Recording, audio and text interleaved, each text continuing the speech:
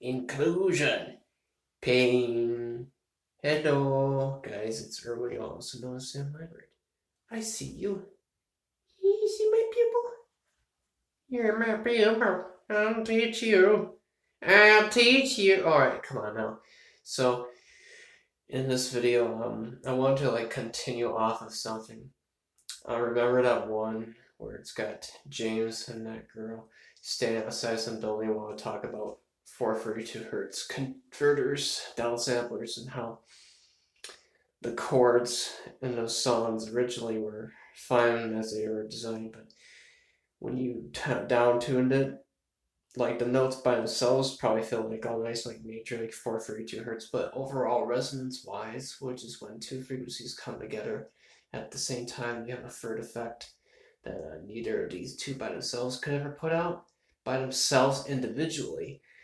Um, the thing is that can happen with that. And you could have nature of the individual notes, but because the chord was probably not originally written to the 432 hertz tuning, that means you're going to get this whole other thing that's not going to feel like nature, and it could be something bad, you know.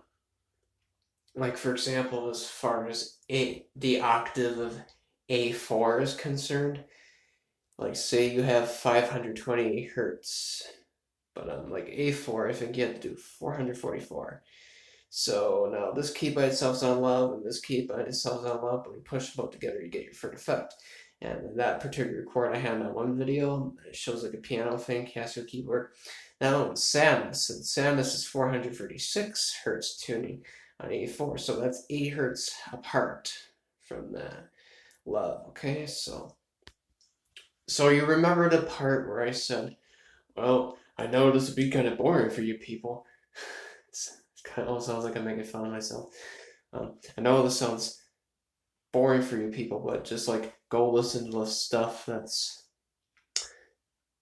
written and designed to the actual tuning when it was actually made to that, you know, like if you're sitting in the FL Studio, like a digital audio workstation, and you have your instruments actually tuned to that as you're doing the chords and all that, right?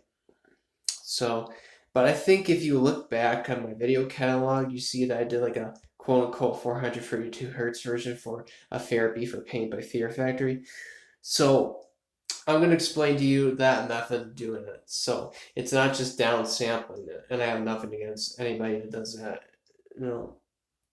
But I just wanted to like make a thing that tells like what can happen when you do it that way.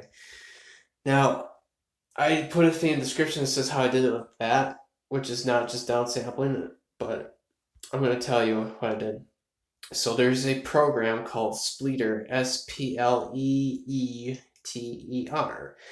and that is one of those artificial intelligent kind of things. You give it training data, and the better off your training data is, and the better off your results is. I guess it depends on how you do it, which I'm not going to try to get into right now.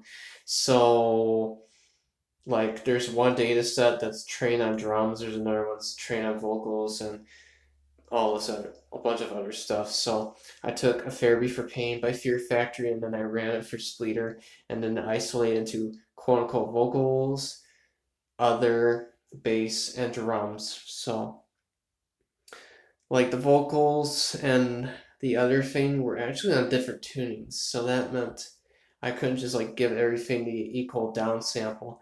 Like one had to go down more than the other, you know, like the singing like closer to 528 hertz, while another isolate part was like more like in 440. So that 440 did not have to go down as much as the singing part, which had to go down a little more to meet that.